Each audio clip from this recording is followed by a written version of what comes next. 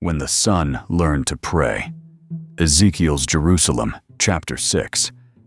The night was still, save for the whisper of oil lamps flickering against stone walls. The air carried the scent of dust, olive oil, and memory, the smell of a people who had lost everything but faith. Ezekiel sat beside his Abba, the weight of exile pressing on his young shoulders. Outside, the river Chebar murmured softly, a voice of sorrow, a reminder of the home they no longer had.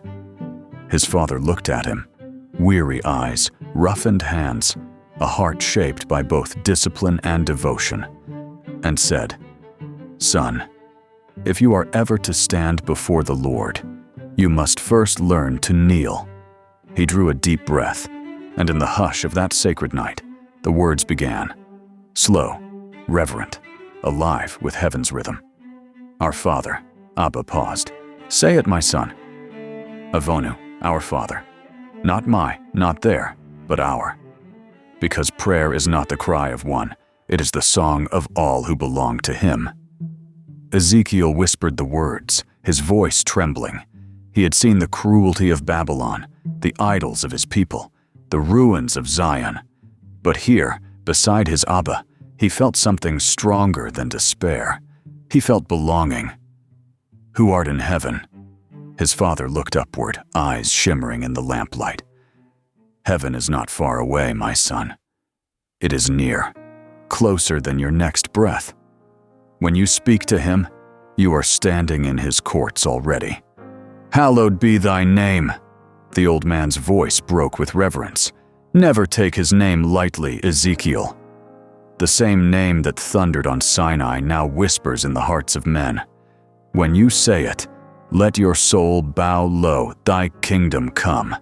The words trembled in the air, fragile, dangerous. For they lived under foreign rule, in a world where other gods reigned. Yet Ezekiel's father dared to hope. "Say it with longing, son.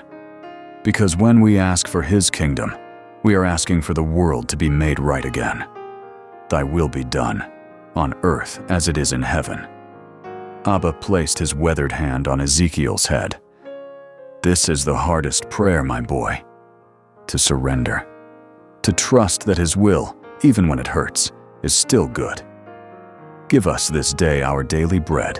He smiled faintly. "The manna still falls, Ezekiel. It may not look like it did in the wilderness, but his provision never stops. Even here, even in Babylon, he feeds his children. And forgive us our debts, as we forgive our debtors." The silence deepened. Abba's voice grew softer. "You will be wronged, my son.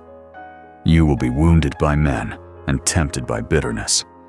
But if you hold their debts tighter than God holds yours, your own prayers will turn to dust. Lead us not into temptation, but deliver us from evil." Ezekiel's eyes lifted. He was beginning to understand. "This world," his father said, "is full of snares, both for the flesh and for the soul. Ask him daily to deliver you, not because he leads you astray, but because your heart may wander.